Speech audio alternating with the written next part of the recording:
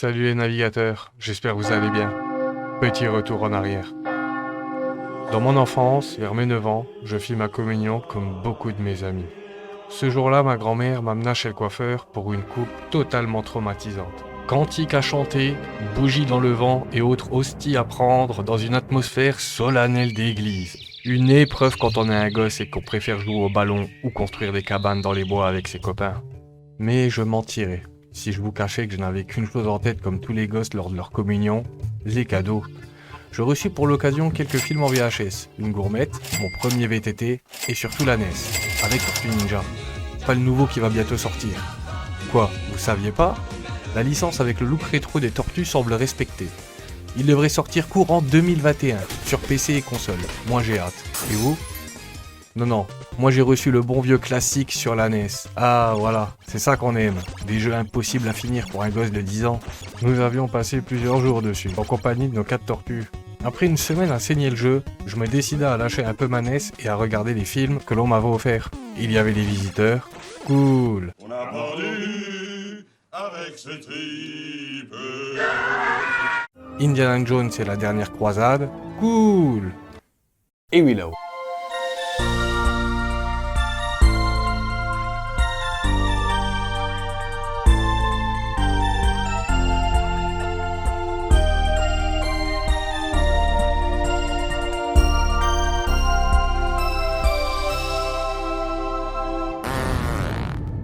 Willow est un film fantastique américain réalisé par Ron Howard sur un scénario écrit par Bob Dolman et basé sur une histoire de George Lucas, qui avait déjà en tête toutes les grandes lignes de cette aventure depuis de longues années, sûrement après avoir lu Tolkien, mais qui était déjà sur son space opéra mythique, Star Wars. Sa trilogie finie, Lucas peut s'investir dans l'écriture complète du film avec Bob Dolman. Bob Dolman, qui rebossera d'ailleurs avec le metteur en scène Ron Howard 4 ans plus tard sur Horizon Lointain avec Tom Cruise, Nicole Kidman et Robert Roski. C'est le gérant de cinéma chelou dans Last Action Hero. Et c'est le vampire dans Gremlins 2. J'aime bien cet acteur, et vous? Tu t'égares. Ah mais vous êtes encore là vous? Oui, j'attends mon café, ça fait 1 heure. Ah oui, quand même. Mais est-ce que vous aimez les nains avec des gros glands menaçants?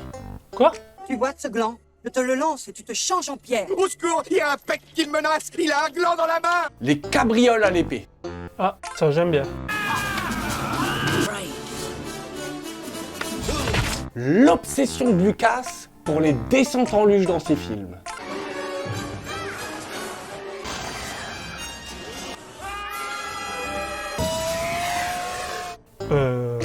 Intro. À qui tu parles? Je sais pas. Je suis fatigué.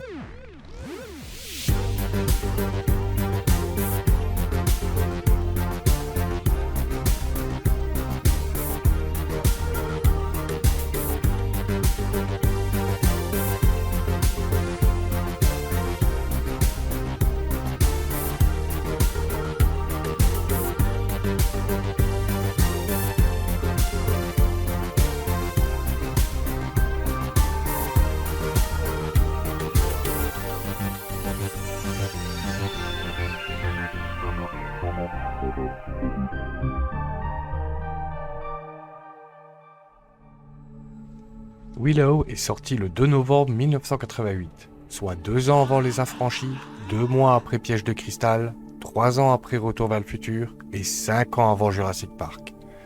Mais le scénario est né bien avant. En effet, en 1972, Lucas, alors sur Star Wars, se mit à écrire une première version de l'histoire qu'il nomma Munchkins. Le projet mettra plus de 15 ans à voir le jour. Les effets spéciaux des années 70, plutôt limités, le poussa à attendre un peu avant de pouvoir donner vie à sa vision de ce que devait être cette aventure. Après avoir fini sa trilogie Star Wars, George Lucas invita Ron Howard dans ses studios d'ILM et lui proposa de réaliser le projet Munchkins. Ce qui tombait à pic. En effet, Ron Howard voulait depuis quelque temps déjà tourner un film sur le thème aventure fantastique, un petit peu en vogue dans les années 80. Un peu de fantaisie. Et histoire de prouver à Hollywood qu'il peut maîtriser d'autres genres que la comédie. Pour rappel, Ron Howard, c'est le personnage Richie Cunningham dans Happy Day. Eh oui, il était d'abord acteur avant d'avoir envie de passer derrière la caméra. Je vais te dire un truc, Richie. Jane Russell, c'est une perche. Tu refuseras un rendez-vous avec Jane Russell? Non, arrange-moi donc un rendez-vous avec elle. L'anecdote. Howard et Lucas, c'est une histoire d'amour qui dure depuis 1973. En effet, Ron Howard a aussi joué en tant qu'acteur dans American Graffiti. C'était l'anecdote. Dans les années 80, Ron Howard en tant que réal avait déjà tourné Lâcher les bolides ou en version originale Grand Theft Auto, une comédie policière. Grand Theft Auto is a love story. With cars. We're coming in. Grand Theft Auto, directed by and starring Ron Howard. Night Shift, une comédie se passant dans une morgue. Excuse me. Je suis pas dans ton cul. Un bon film mené par Michael Keaton, survolté. Splash, une comédie romantique avec Tom Hanks. Et Cocoon, une comédie de SF avec des extraterrestres. Pour ces derniers, on y reviendra. Le nom du projet fut finalement changé en Willow, le nom du protagoniste principal. Le film fut tourné en 1987, au Pays de Galles, en Caroline du Nord, mais aussi en Californie, et surtout en Nouvelle-Zélande, bien des années avant Le Seigneur des Anneaux. Quelques prises furent tournées dans le même studio qui servit pour le tournage de Star Wars ou Indiana Jones.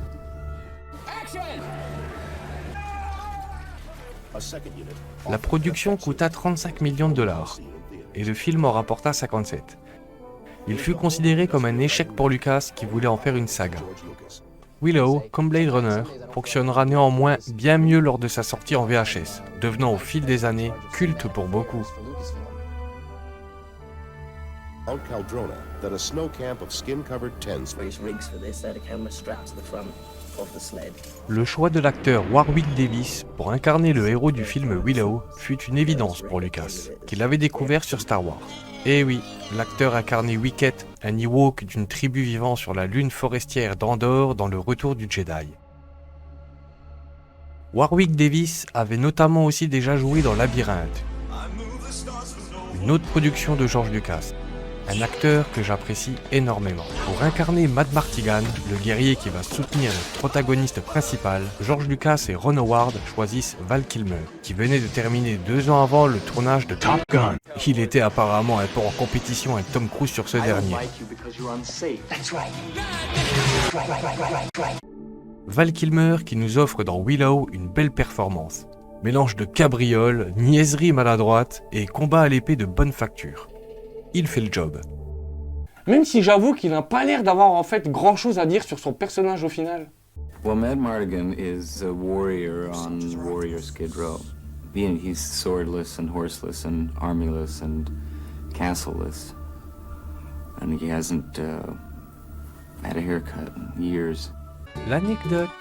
Le tournage de Willow fut percé par les flèches de Cupidon à 2 reprises. En effet, que ce soit Warwick Davis ou Val Kilmer, les 2 héros de notre film ont trouvé l'amour sur le tournage de Willow. Une figurante du village des Nelwyn pour Warwick Davis et Joanne Whalley qui incarne la fille de Bavmorda pour Val Kilmer.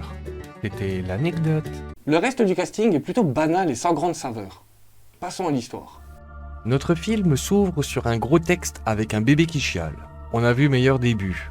Il s'agit d'un bébé né dans les geôles de Bavmorda, la reine maléfique des Daikini, les humains dans le monde de Willow, qui a mis toutes les femmes enceintes du royaume en tôle car elle craint une prophétie qui annonce la fin de son règne tyrannique lors de la naissance d'une princesse portant une marque sur le bras. L'enfant naît dans les geôles, mais il est sauvé in extremis par sa nourrice. Celle-ci s'enfuit du château avec l'enfant, mais elle terminera dévorée par les chiens mutants de Bavmorda. La scène de la nourrice fut coupée au montage, ainsi que quelques autres jugées un peu violentes au Royaume-Uni. Le bébé échoue près d'un village Nelwyn, sorte de communauté recluse de nains paisibles dans la comté. Willow, un fermier et magicien raté à ses heures perdues, est un peu la risée du village. Il aimerait bien devenir un magicien compétent, mais il n'y arrive pas. Non franchement, il est nul le mec. En tant que magicien, il est peu respectable. La femme et les enfants de Willow trouvent le bébé sur la rivière et préviennent leur père, qui décide d'en parler au chef du village. Mais une attaque des chiens mutants de Bavmorda sur le village Nelwyn oblige ceux-ci à envoyer Willow et une petite communauté chez les Daikini pour mettre l'enfant en lieu sûr. Sur son périple, Willow fait la connaissance de Val Kilmer, sous les traits d'un guerrier un peu fourbe mais au grand cœur, Mad Martigan. Pour la personnalité de Mad Martigan, imaginez un Han Solo sans Faucon Millenium. Après quelques péripéties, il accompagnera Willow lors de ses aventures jusqu'au dénouement final. Nous avons aussi en comic relief Franjean et Roule, de la tribu des Brownies, sorte de petites créatures plutôt débiles mais assez attachantes au final. Ils rejoindront notre équipe de choc pour quelques blagues et ressorts comiques plutôt rafraîchissants. Ensemble, et après avoir rencontré la fée Cherlindrea qui leur explique le destin de l'enfant et son rôle dans la chute de la tyrannique reine Bavmorda, ils partent chercher Finrasiel, une magicienne bannie par Bavmorda qui les aidera aussi dans ce périple. Willow, le bébé, Madmartigan et Finrasiel se font finalement capturer par la fille de Bavmorda, mais les Brownies les sortiront de leur cage assez vite. S'ensuit une course-poursuite en luge à la Indiana Jones.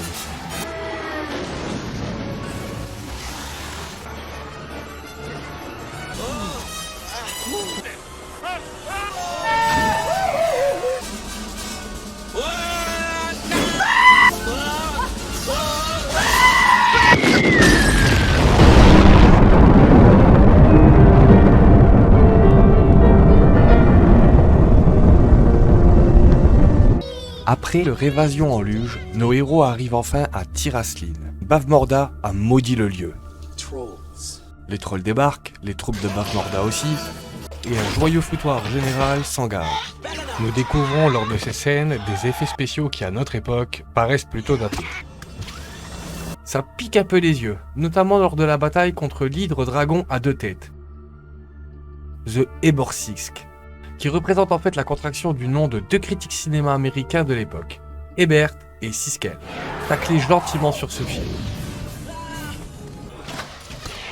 C'est durant cette bataille que la fille de Bavmorda tombe amoureuse de Madmartigan, notre guerrier au grand cœur, et qu'elle changera de camp. Au même moment, un ancien compagnon d'armes de Madmartigan, le général Erk Topbauer, et ses hommes viennent à la rescousse de notre équipe de choc, pendant qu'un sbire de la maléfique reine Bavmorda capture le bébé et s'enfuit avec vers le château de celle-ci. Et nous voici déjà dans le dernier acte du film. Nos héros arrivent sur les terres de Bavmorda. Là, Erk et ses hommes d'armes décident en désespoir de cause de prendre d'assaut le château de Nockmar. Le château des méchants. Mais celle-ci, level 99 en magie du chaos anthropique, les transforme tous en porcs. Quand j'étais gosse, ces scènes de transformation m'avaient plutôt traumatisé. Willow finit enfin par maîtriser la magie et tente de redonner à Finrasiel son apparence normale. C'est là qu'ILM entre en scène.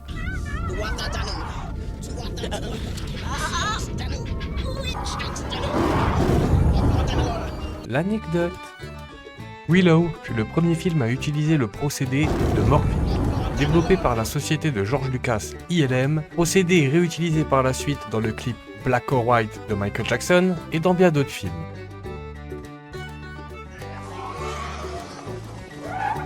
Quelque part, Willow est le parfait exemple de la fin d'une ère au cinéma, celle d'un procédé photochimique pour celui du numérique. C'était l'anecdote. Raziel retrouve sa forme humaine grâce à Willow et rompt le maléfice jeté sur l'armée d'Erk. Ils se ruent tous sur l'armée de Bavmorda pour le combat final. Willow et Raziel montent à l'étage du château pour affronter la terrible Bavmorda. Yoga Lane. Hadouken!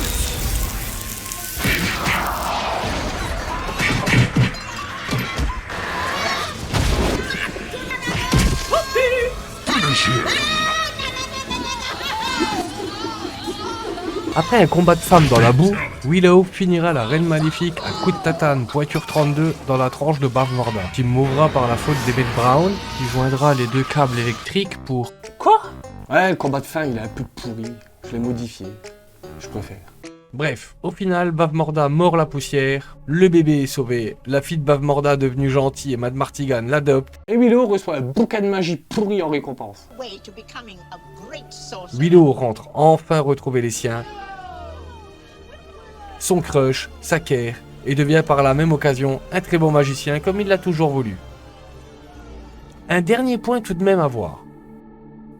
La bande originale du film est composée par James Horner et jouée par l'Orchestre Symphonique de Londres. La musique est une invitation au voyage qui nous attend, avec des sonorités orchestrales parsemées d'envolées très héroïques, le tout couvert par quelques chœurs qui la rendent féerique, voire mystérieuse par certains moments.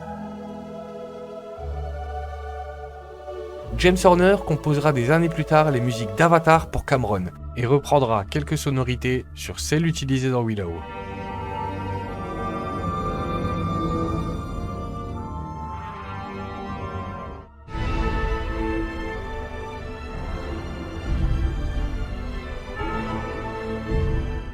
Alors James, tu les as aimées les musiques de Willow? Nous parlerons de James Horner dans un futur épisode, je vous le promets. Sachez qu'après la sortie du film, une trilogie de romans a été publiée sous le nom Chronicle of the Shadow War. Il nous conte ce qui se passe 12 années après les événements dépeints dans Willow, et a comme personnage principal Elora, le bébé du film. Plusieurs jeux vidéo Willow sont aussi sortis après le film, notamment sur NES et arcade.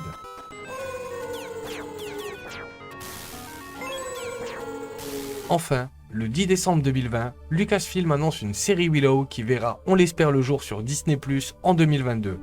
J'ai hâte de voir le résultat. Peut-être un futur épisode à faire dessus. Voilà, fin de notre épopée fantastique. C'était Willow, je suis Goa, vous êtes sur Geekonir. J'espère que l'épisode vous a plu. Il ne me reste qu'une chose à vous dire. See you later, navigateur.